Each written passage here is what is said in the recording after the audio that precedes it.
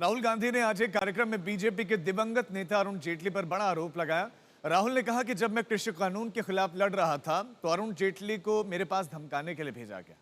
उन्होंने कहा था कि अगर आप ऐसा विरोध करते रहेंगे तो आपके खिलाफ कार्रवाई की जाएगी। I remember when I was fighting the farm laws, and he's not here anymore, so really I shouldn't say it, but I will. And Arun Jaitley ji was sent to me to threaten me. And he said, you know, if you carry on down this path,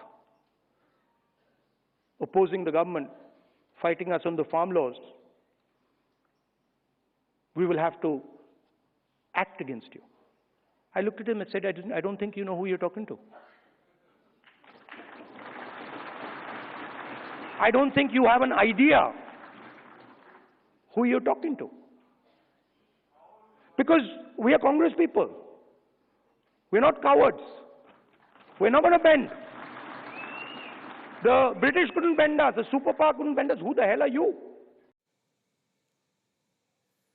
Arun Jaitley पर राहुल गांधी के आरोपों पर उनके बेटे रोहन जेटली ने कहा कि राहुल गांधी का दावा तथ्यों के आधार पर गलत है।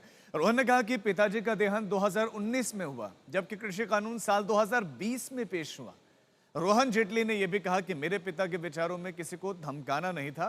तो वहीं बीजेपी के नेताओं ने भी इस मुद्दे पर अब राहुल गांधी को घेरना शुरू कर दिया है।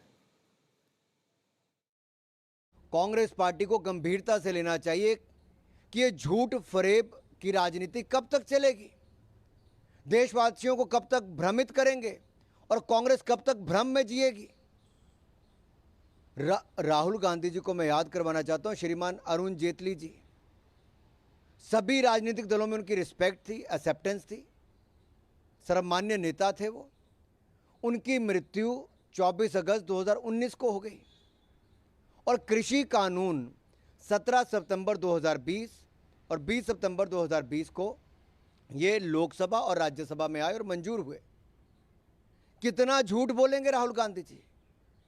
जब बिल ही बाद में आए तो अरुण जी कब आए? उनकी मृत्यु हो चुकी थी, कब उनको धमकाने आए? श्रीमान राहुल गांधी जी को अरुण जेटली जी के परिवार से और भारतीय जनता पार्टी और देश से माफी मांगनी चाहिए, जो बार बार झूठ बोलते हैं।